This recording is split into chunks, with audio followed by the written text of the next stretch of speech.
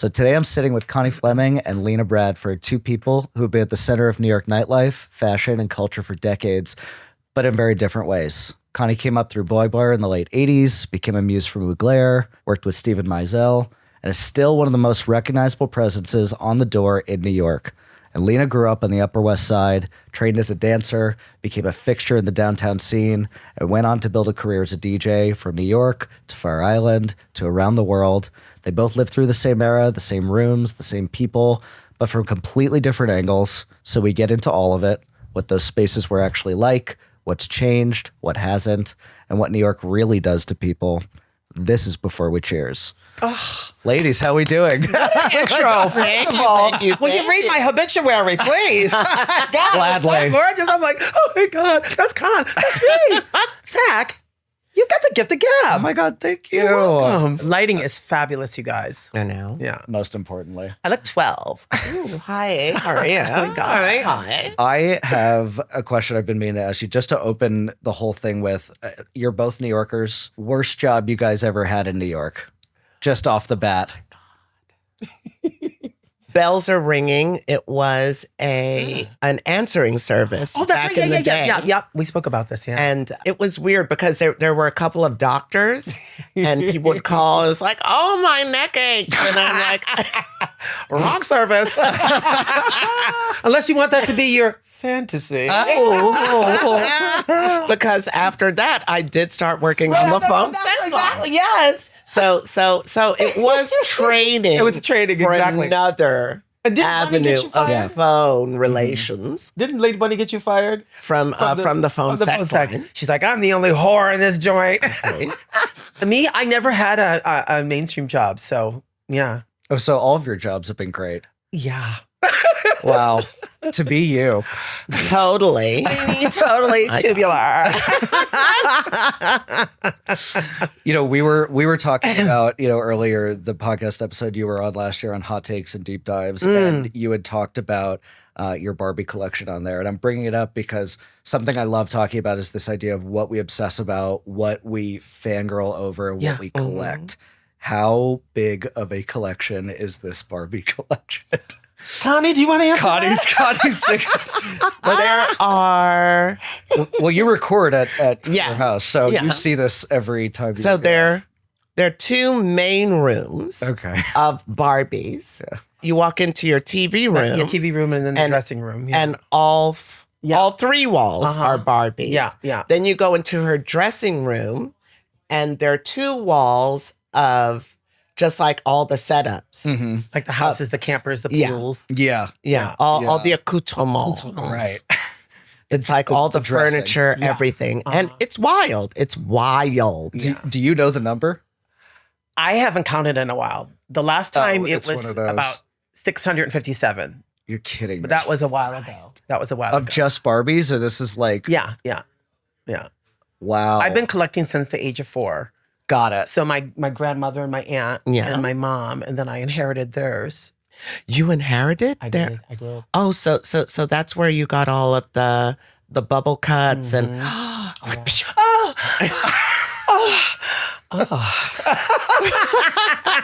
But like, that's crazy. I mean, you've been building this collection nonstop, and obviously, the Barbie movie came out and there was all that hysteria. And at that time, was there ever a point where you thought of selling? Absolutely not. No, not even when Barbie no. had sort of, No. I wouldn't say it peaked, but obviously they'd spent a lot of money on marketing for that movie. It was Barbie everywhere, very much like Wicked, like a year or two ago. So the money was well spent for marketing, but there was never a doubt in your mind that you would hold on to all those. For me, it's not even a collecting thing for me.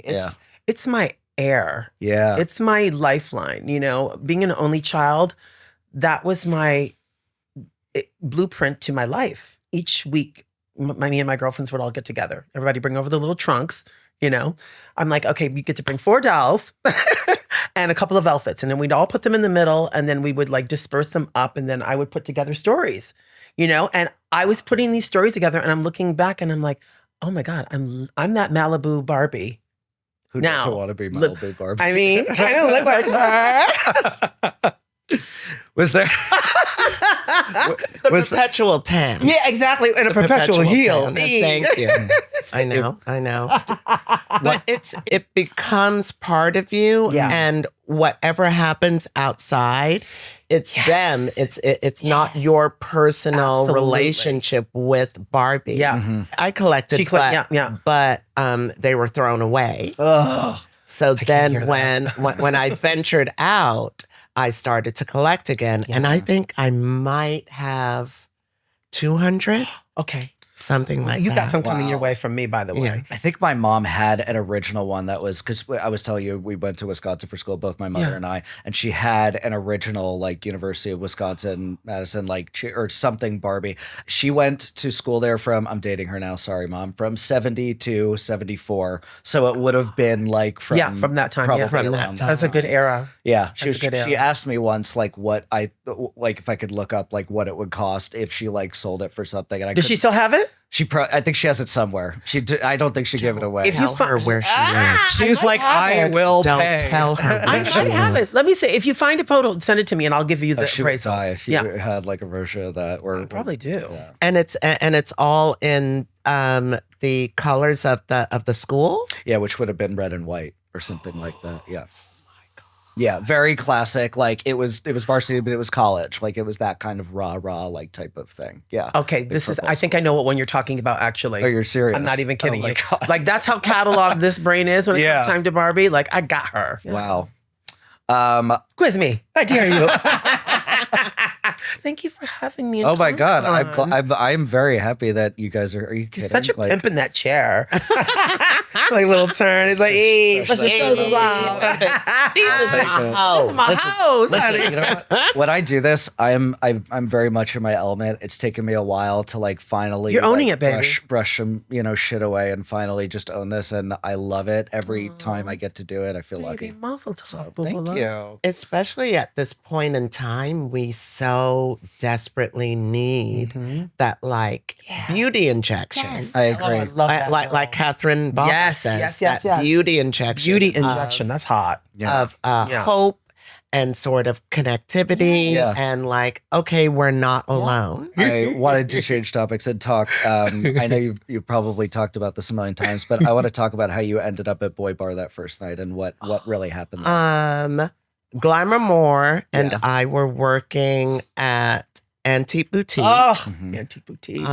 Glamour Moore one night said, "But before we go to area, Yes. let's go to this bar." And I was like fresh and like still halfway in my cocoon and so injured. And I was like, "Bar?" I was like, "Oh my God, will there be homosexuals?" Booze. because booze and homosexuals, but because area and limelight, it was sort of a mix, and I could stick my little toesies in, and I could be fine. But with all the mariconas,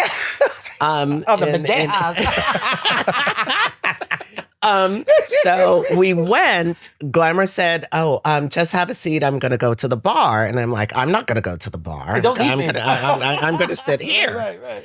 And Matthew Caston came from the back, came and sat down as Glamour was leaving and introduced us. And we sat and we talked all night. That night, he was talking to Paul McGregor, creator of the Shag Cut, who owned that Boy Bar space.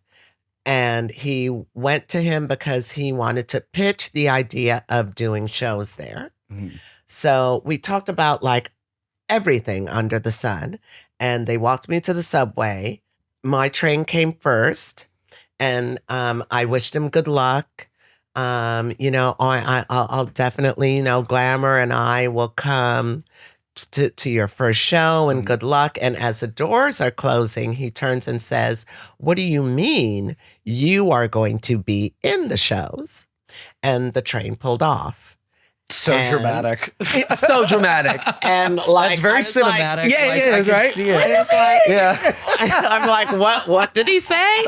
And like, I couldn't turn to the strangers in the car and go, what did that white man say? But then Glamour, the next day at work, Glamour was like, okay. We're going to work, girl. And like, rehearsal is on Friday. And I'm like, was he serious? And Glamour was like, yeah, come on. That is such a gag. And we hit the stage running. And you were like, this is my time to own it, I guess. Yeah. And it brought me out of my sorority. shell. Yeah, it was a sorority. It was. Yeah. You were family when you were in that fold. It was such a great training wheels for all of us. Yeah. We learned so much about everything. Mm-hmm. And if you learned it from your sister next to you when you were doing Yes. makeup or doing hair, you know what I mean? That doesn't happen anymore like that. You know what I mean? And Yeah. all of us are so tight still because of that experience, Yeah. you know? Yeah. And you kind of see it a little bit with RuPaul's Drag Race Untucked. Right. Oh, were they In- kikiing backstage? Yeah. Yeah. In some ways, you see sort of the seeds of artists and performers honing craft Right. and sort of being there for each other, listening to each other and saying, no, you're not crazy. Right, no, you are off a cliff. Yeah. no, you're a good person. No, Yeah. you can do this. Right. Yeah. And it was an experience that sort of built me back up to go out and to Amen. sort of carve Yes. Yeah. a niche out Mm-hmm. in the world for myself. That's so Yeah. beautiful. It's Do you, true. Do you remember the act you did that night?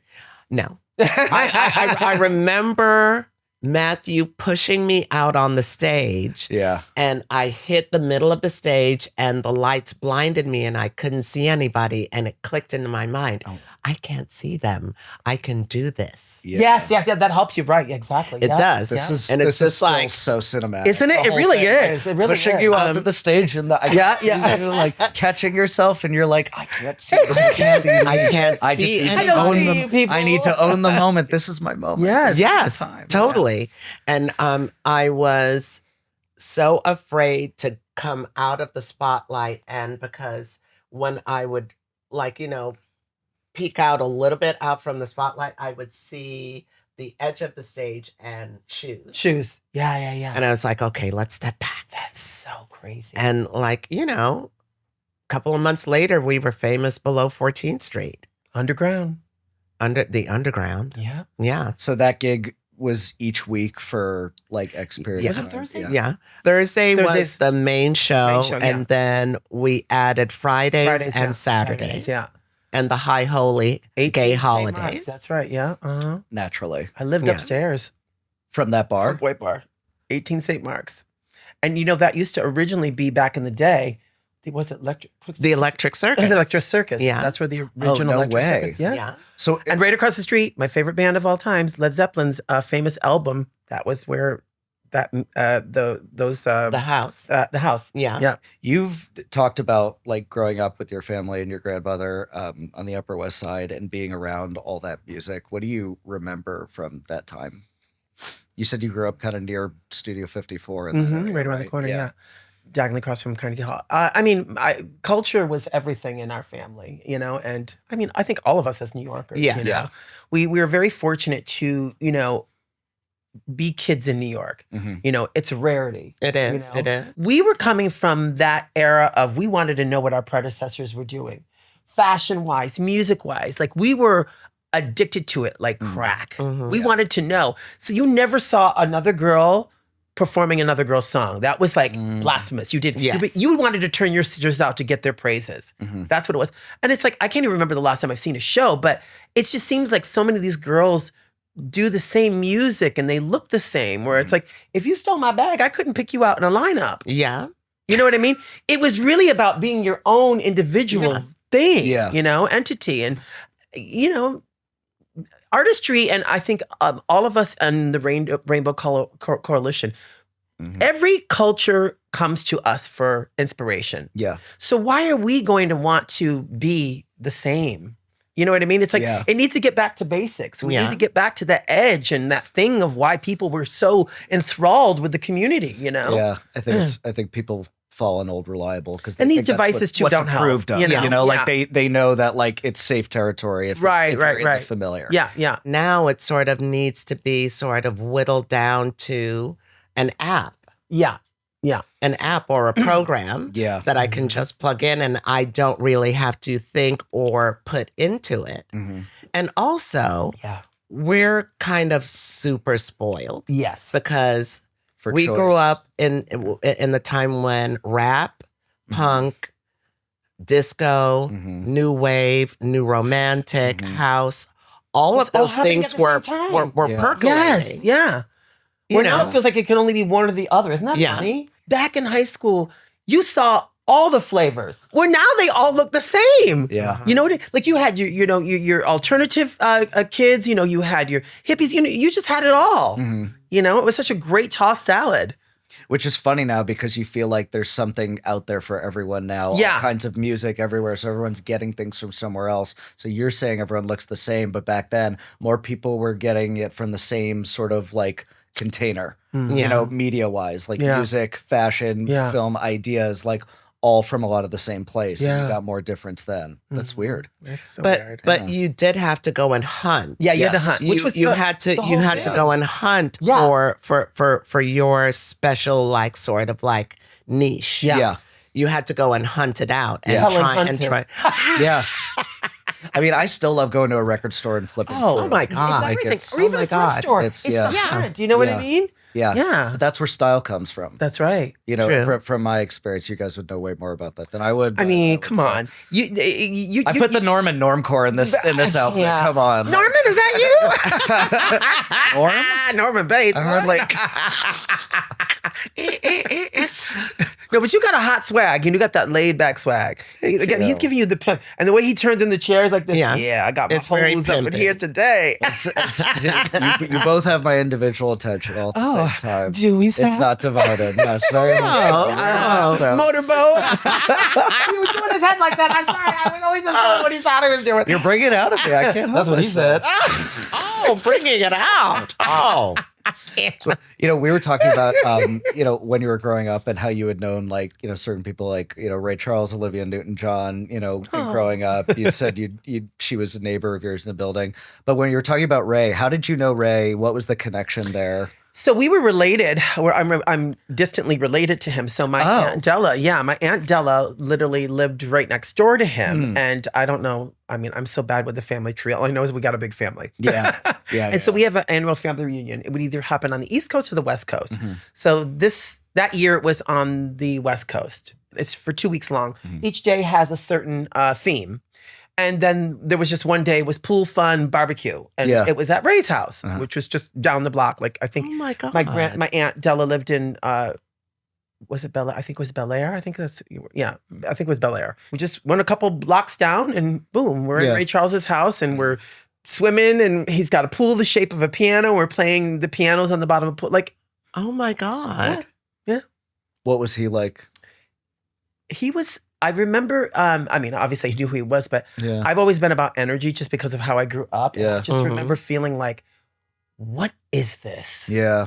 I remember and it's funny because I would always hear from older people, they're like, what is going on inside of this little body of yours? Like I always gravitated, like when other kids were playing together, I was always sitting with the older people and getting stories. Yes. I've always been that way. And they would talk to me like I was their peer. Yeah. And so that's how I got so educated. I wanted to know things. And then so when I would go back to these young children, they'd be like, you talk like you're older. I'm like, well, pay attention. Yo, whippersnapper. You know, yeah. Oh, it's 7 o'clock. I've got to go to bed and have my dinner. But no, I just... The blue plate special? Oh, don't sleep on that blue plate special. Huh? Oh, never. Come on now. Never the mashed Wait, potatoes. what time is it now? Ooh, we're going to Little Poland and then we're going to bed. So I paid attention and I liked good conversation.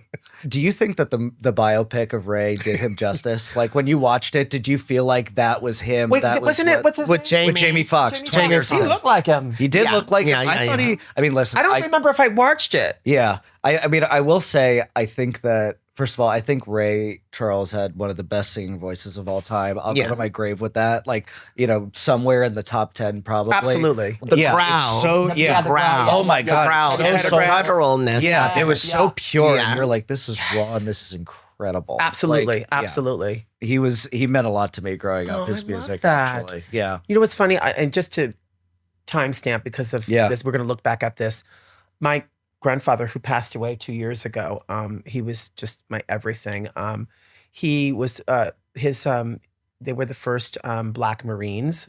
Wow. Yeah. And so anyway, long story short, the day that he passed away, they spoke about him on the Senate floor, my grandfather. Oh, wow. Like that's how connected my family was. That's amazing. And then about a couple months later, this producer reached out to my mother, who's the executor of, everything. Yeah. Of his And estate. And they're in the works right now doing his life story movie. Yeah. Wow. And Evan Ross is playing my grandfather. Oh, wow. No way. Yeah. I met him when I saw Diana play that the King's crazy? Theater last year for like a second. Like we didn't come from like the King's, formally honey. meet. King's Reunion, King's Theater. Yeah, I saw Diana. By the way, she was like 80 at the time and looked half her age. Aries. It's Flow. nuts. We don't crack. Yeah. She's It's flawless. insane. Yeah. And it's a channel. Yeah. Yeah. She is a complete channel. Yeah. She is everything. There's nothing that isn't around her that she can't absorb and sort of, project Yes, out. absolutely. Yes. And it's incredible. It's incredible to watch. She's everything. And it's like to see her sing, it's just like, was wait special. a minute. It really is. Wait a Special minute. for me. Yeah. My God. Whoopi took me for right after her birthday, right before my birthday. Goldberg? Uh-huh. That Whoopi. Yeah. My friend Whoopi. She's like, we're going, meet me. She's like, we're going, she didn't tell me what we were doing. I didn't know what we were doing. And then we get in the car and then we didn't go too far. And we're literally in the neighborhood that I grew up in. Right around the corner, there's a theater. Mm-hmm. Anyway, that's where we're going. And it's Diana Ross. She's like, happy birthday. I'm like, oh my God. They take us through the side entrance and people are like, and it's funny because, I'm used to going out with Whoopi and people like giving her that praise. Yeah, But honey, this happened to be my people that night. Yeah. And they're like, Lina! Oh, Whoopi! I was like, yes. It's my house. I live here. So we of course, they take us through the back or whatever, and we were sitting front row, and people are literally up above screaming my name and taking pictures. I'm so many videos from that day. Well, anyway, long story short, God. we're, Ross is right on top of us. At one point, she stops and she's like, she says to the security guard like this, and she points at me, and I'm like, wait, what? I'll have to show you the video. Oh my gosh. She had the security guard pulled me up, and I'm thinking Whoopi had everything to do with this. Yeah. I'm like, did you? She's like, no, this is all you, girl. She saw me and Whoopi singing everything, of course, because we live for her.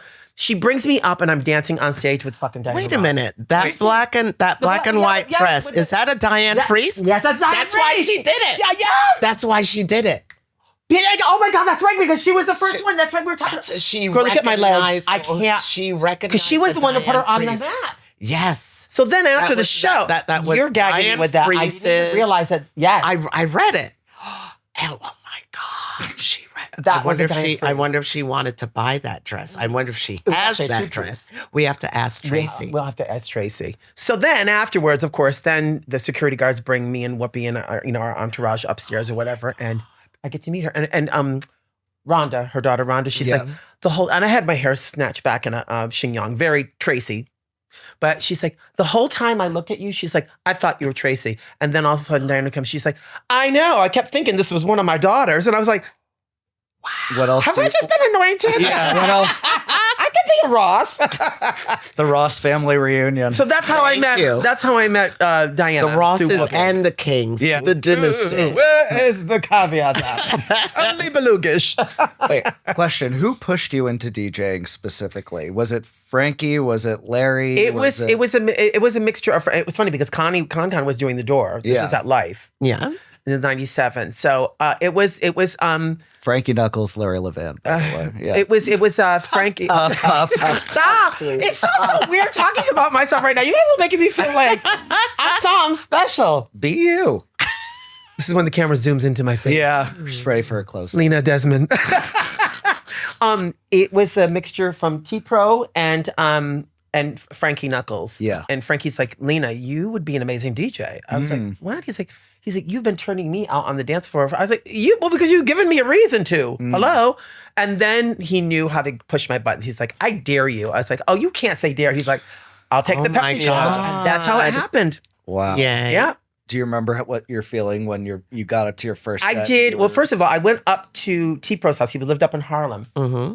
And so this happened around Easter when we had our big Easter party there, remember? And then my birthday shortly afterwards. So my birthday was coming up a week or two later or whatever. So it got out, and I remember Michael Musto and everybody was writing. They're like, Lina's making her DJ debut. I hadn't even had a DJ set yet. I went up to T-Pro's house. I got familiar with the equipment because if you look at this equipment, it's very overwhelming. Yeah. I had one session and that was it. And I just played music that I loved in the lounge. And I played, I played Nine Inch Nails, I played Depeche Mode, and I played, Led Zeppelin, and then I played house. Like, it was just a toss out of everything. I love it. Until I found, my place. But it was the way that I was interpreting the music, and that's what Frankie clocked. Yeah. He said, because you're a dancer and you're such a personality, Yes. this is how you are going to interpret your way of DJing. And that's what's so special about I speak of real DJs, not somebody who just hyphenates DJ in front of their name. Oops. Hello. Seeing the art of my brothers and sisters who hone this is beautiful. Yeah. And everybody's got their own tip of how they stick it in. Wait, what? We have some, What? well, I wanted to. Tip I want- and stick it in? We're What? talking about music, right? That's of course. Yeah. Is it all shit? You made me think of Honey Dijon just now because, as far as someone who came from a dancing background who really can feel the music. And I know that she and Derek Carter have a special relationship and Derek really took her under his wing. And, obviously they've both done so much since then. What do they both mean to you guys? Well, Honey came up after us. Yeah. Yes. And Connie was a Wigstock dancer with me and the girls back in the day. I mean, we have all been sisters. Yeah. Yeah. And it's just so beautiful to see everybody flourishing. and Yes, glowing. but because it's the way we were taught in the business is you leave the door open for those who come behind you. That's right. Because it's about making it easier. If I am the first and I'm taking the slings and arrows, I know that who is coming after me will take the arrows out and we will both forge ahead together So beautifully said. to make it better Yeah. for the children of the corn that are out today. That right there. They're nice. They're pleasant. I just got so emotional.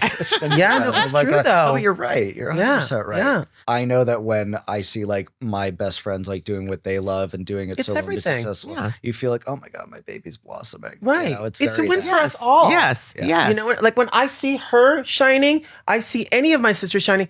That's me. Yeah. Because we're all connected. Yeah. We're now connected. I So know. seeing you shine, that's a part of Bubba, doesn't- I'm here. You know it. It doesn't take from you. No, it doesn't. And It people who live adds. like that. That's It correct. adds and it absolutely. strengthens. Yep. And to see Lina like whip a crowd into a frenzy. Yeah.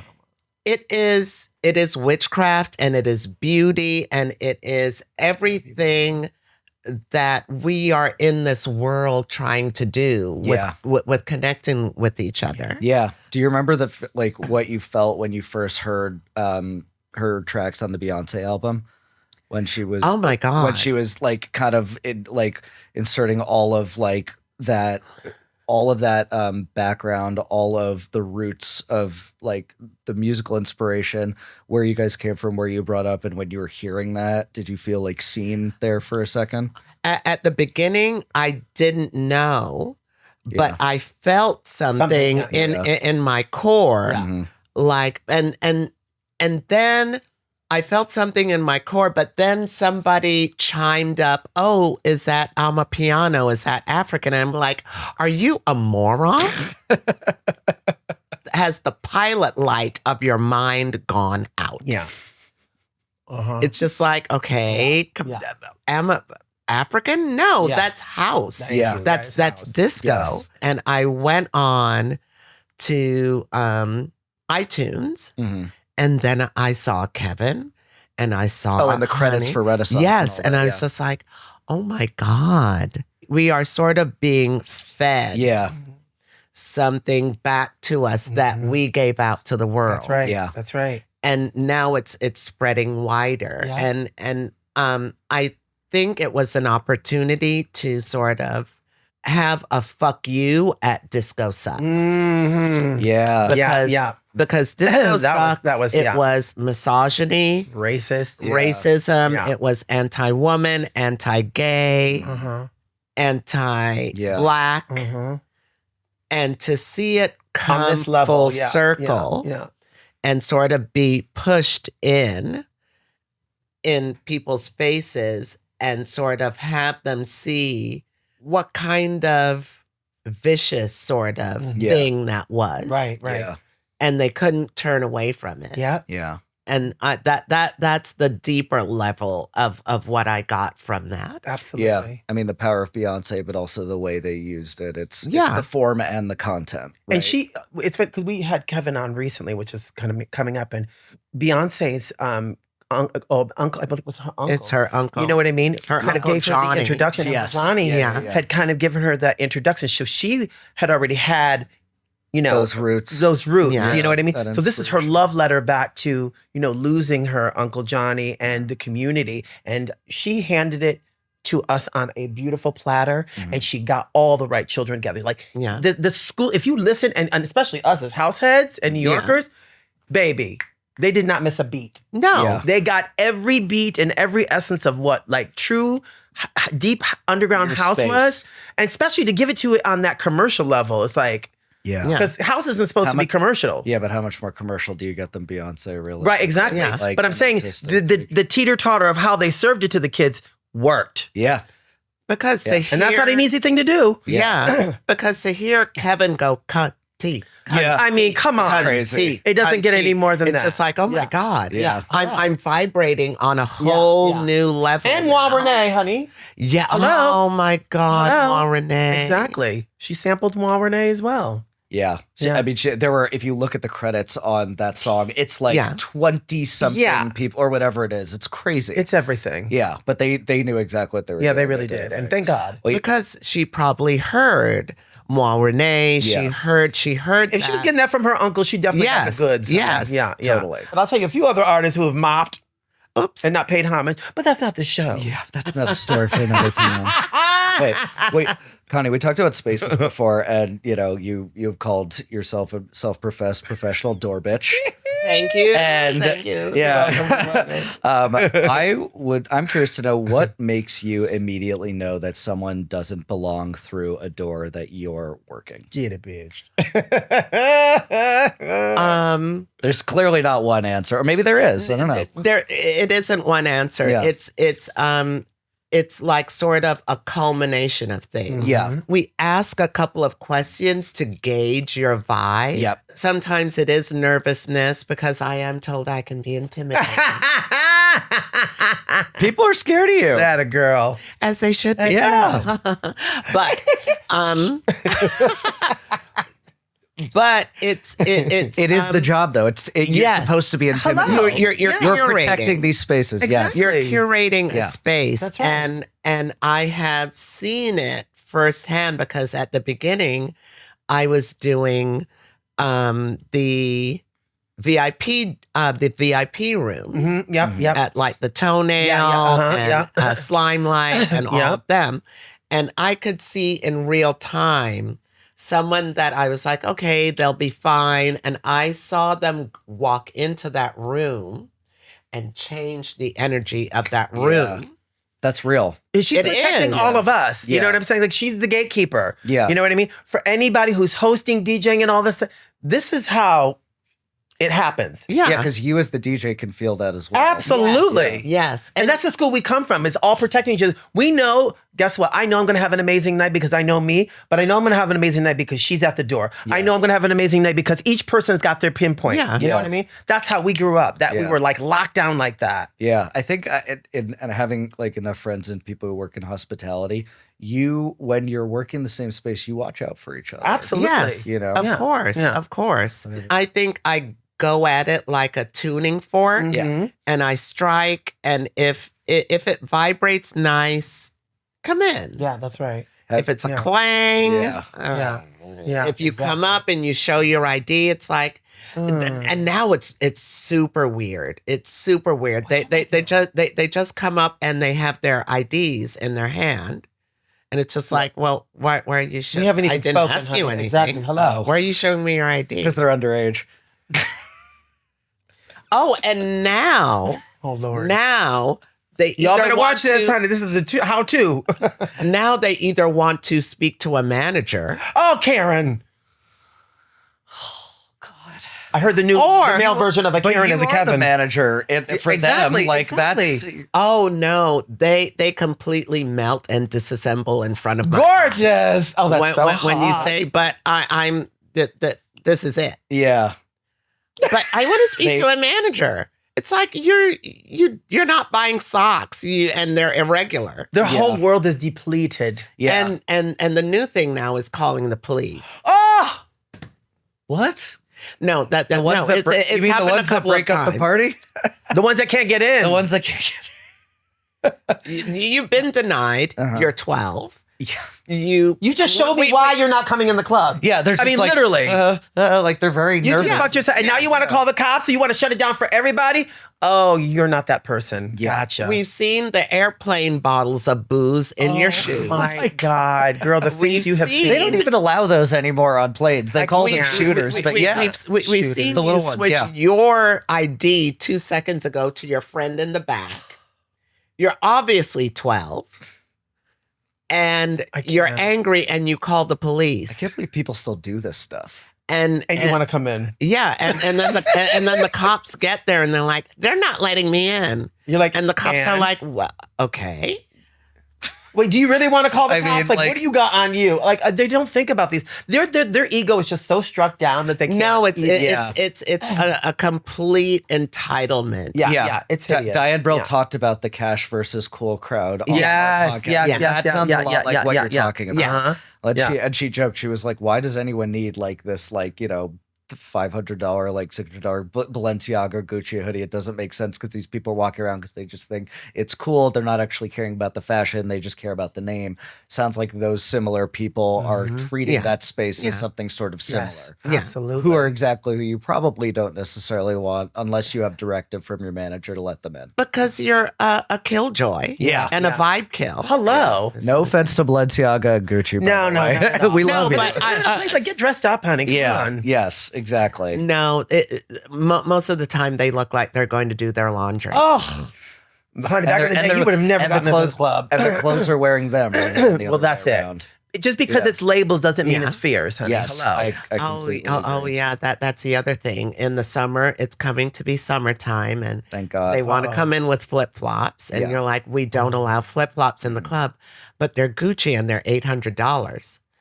But you spent $800 on a pair of rubber flip flops. Oh, believe me, I completely agree with you. It It's doesn't make stamped sense. Gucci. I want to switch for a second. When you guys see shows like a Drag Race, you know, like we talked about before, or, you know, Pose or Legendary on HBO, do you think most are accurately depicting your experience? Well, it is television, so Yes. sort of experiences are like melded and folded story. into each other Yeah. to sort of galvanize and make a point. But if you know the community, you know, oh, that's Octavia and a little So bit they're of representing Carmen. like real Yes. people, you know. Yeah. Okay. And like we know the stories in the Yeah. community, so it's like, oh, that's the time that Yeah, yeah. you know. yeah. I'm not going to say it. I'll tell you later. Yeah. They are doing an excellent job. Yeah. of sort of trying to meld all of these stories together to sort of convey the journey, convey the journey of the community, the ballroom community, and sort of the drag community, and now the trans community. Yeah. And sort of giving leeway and room for artists and creatives to express themselves. Yeah. Because, you know, Crisis always told me. Crisis is a person. Yes, Okay. I'm sorry. No, it's okay. The international crisis. Okay. She always told me when I started my transition, she was like, there is going to be a time when you are going to have to step away from the stage and put, you know, sort of drag aside to build your life as a trans woman. And if you want to come back, you can come back, but it's going to be an uphill battle to be a trans woman in that drag performance world. And she carved out that space. And I'm really so incredibly happy to see that being able to be explored and showcased on Drag Race. Yeah. That, you know, it isn't like Miss Continental. Right. That if you have hormones or, you know, you are not in this category of drag. Yeah. It is a performance sort of expression. Yeah, that conversation has changed on that show as well over the years. You know, in my opinion, for the better. Yeah. But and widened and made it Because if possible. you get back to grassroots, honey, that's where it came from. Yeah. Exactly. I mean, hello, with Joanne Corey and just all of the dolls from back in the day. Yeah, You know what I mean? Cooksy Nell, Bambi. Honey, watch the Queen. Yes. Connie, I have a fan/friend question for you from Diane Brill. I was talking to her yesterday. Miss Brill. I know you guys. The Brill of it all. The Brill of it all. And she was curious because obviously you are both muses of the House of Mugler. We don't say that lightly. That's incredible.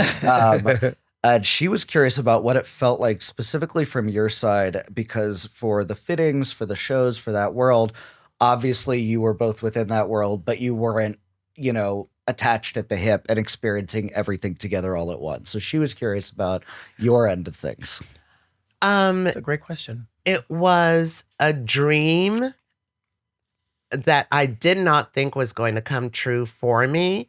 So being thrust into it, I was sort of here, but not here. I was sort like of an out-of-body floating, experience. floating outside of my body and sort of seeing the coalitions between Boy Bar and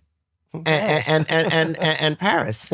Yeah. Like they weren't disparate. It was connected. No, it is connected in that way of expression and putting oneself and filling out a character. Yeah. Especially for Mugler. Exactly. So it was very fantasy. And I never felt othered. He always had that way of just making you feel like you're at home. Yeah. You know? I never felt in front othered. of stage and backstage. Yes. He was very cohesive that way. Beautiful man. I never felt that somehow I was Other. there as a joke or as anything but a model express what he entrusted me to express. Yeah. Which he made every model feel that way. Yes. Yeah, he seems like someone like an Alaya that people who knew him held really dear. Oh, yeah. Yes. And you're saying a lot of the same things that Diane had said about Manfred Thierry Mugler, the person, as well. Yeah. And it was special. She felt taken care of. She felt like she was absolutely, she trusted him and he trusted He brought her. you in the fold. He had you. Yeah.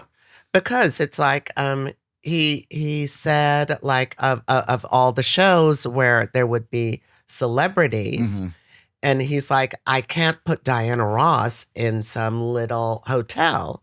she has to stay at the Ritz. Right, naturally. You know, the same with Tippi Hedren, the same with Julie Newmar. Yeah.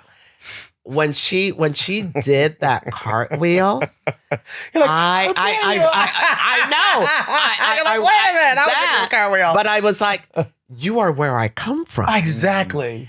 And I had to bite my tongue from not screaming and fucking up that take. Because she's I was like, in the video. bitch did a And she did this in motherfucking front of me. cartwheel. I wouldn't have been able to keep my composure on that one. Honey. I couldn't. I don't know how you did it. No. Muzzle me quick. I don't think I've done a cartwheel in about 10 years by the way. Here, put these heels on and try it, honey.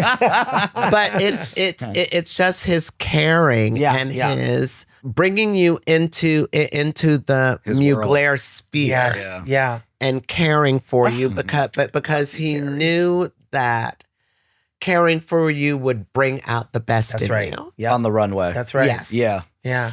So you guys have known each other for, some time, and I'm curious, what's something you both have never asked each other? Ever. Well, thanks for doing this show. Yeah. I know. We really know so much. Well, yes, you guys are on a podcast together called The Cutting Up, and you're great. Wait, what's it called? It's called The Cutting Up by Pride House Media. Me and Lina. When did you first get, and what were your first pair of red bottoms? Lubes? Louboutins? Oh, my first pair. God damn it.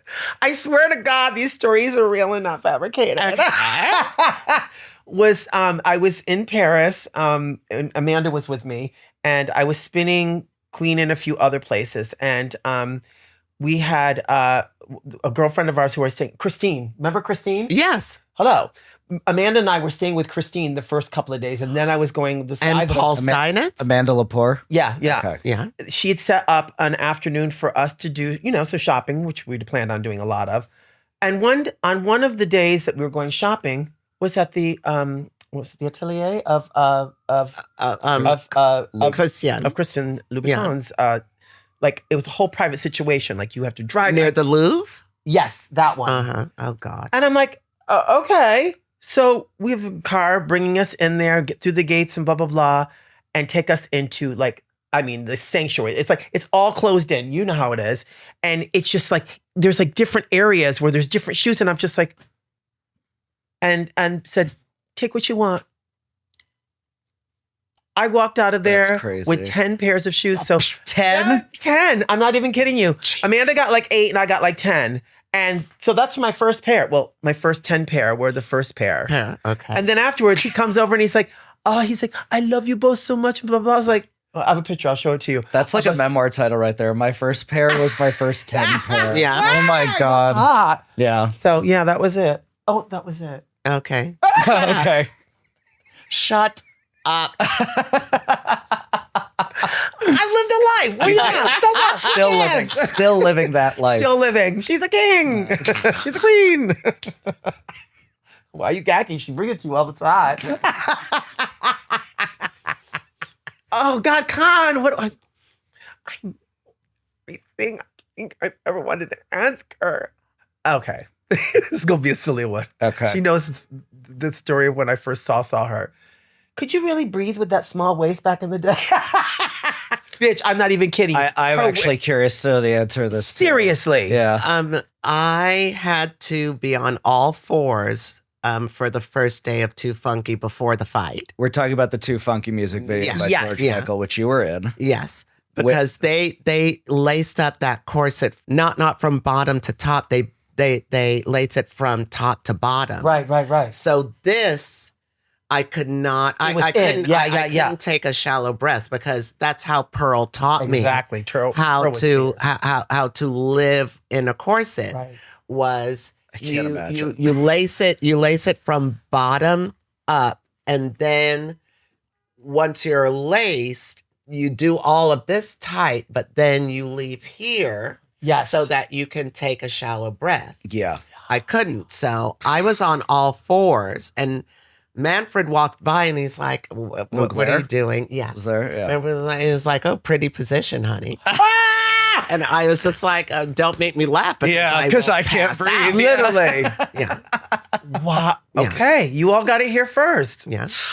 And the white one, the white one, I completely passed out. Pearl laced me up.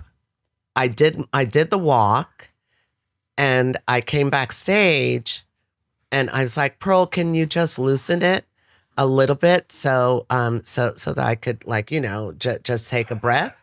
And he's like, oh, I'm sorry, darling. I put a knot in it. Oh no! And Not a knot. And I hear it. I still hear it now. I screamed, you put a knot in it? And Rashumba is right in front of me. And she's like, she's going to pass out. And I woke up. Holy shit! I woke up like went through you like this. Yeah. Not a knot. Yeah. And Damn. I woke up like maybe 5 minutes later. And they had to cut me out of it. And I missed the finale walk. Oh, that's Of the show. Yeah. What do you remember what show that was? It was oh my god. the sort of Mondrian. That was beautiful. Yeah. The black and white. God, well, you got a good story about passing out, honey. Yeah. Yeah. Not many people could do that. No, Oh, I certainly don't. and that was part of Exactly. Blair. Exactly. Yeah. The Passing drama. out. Passing out. Yeah. Oh, From the corset. got it. Yeah. Well, You're It's on fashion. the pedestal. Yeah. They're pinning Yes. you for a couple of hours. absolutely. Yeah. Put a foot on that bitch and Show's over. Malta, get to a cup of yoga. Well, listen, I cannot believe we're finishing up the podcast now, but I do love to do a cheers at the end. You know that you guys baby. I love to mark the moment. For me, I think that the only way we could do this is with a bottle of champagne. Shampoo, darling, shampoo. Can I tell you a little story about the thing you do? What you have to keep? We have to mark the date on the cork, Yeah. and you slice a thing so you could put a quarter or whatever inside of it. And I have a whole array of them that I learned from Linda Evangelista. No way. And from all over the country and different places. I have a whole thing of all of them to document moments. Wow, you really collect an archive. I am an no one archivist, I've yeah. ever met. So we're But I going to do that. appreciate You're going that. to keep We that. all A bottle of Yeah. tickle. I got him Do you want to do the honors? Oh, Do you wanna no. do this? I don't No? pop it off. I don't either. You don't either? I want to watch this happen. Listen, Oh my God. Mac, this is what we're gonna nervous do. for you. Woo, hot. I would love you guys, just as a last toast, to fill in the blank here. New York made me blank. Okay. Doesn't have to be just one word. It could Okay. be a phrase or anything, but this is what we're cheersing to. Okay. New York made me a tough, hot ass bitch. Gorgeous. New York made me a whore. What? So what? Who cares? New York brought me to this moment. Thank God. Ah, yeah. Mazel tov, This is- Kubala. Oh, Lakayish. Mazel. Look in the eyes. They're Love you sending both. sad sex. Zach. Thanks, Dr. Ruth. Who lives next door to me? Yes, right on the corner. Not even kidding you.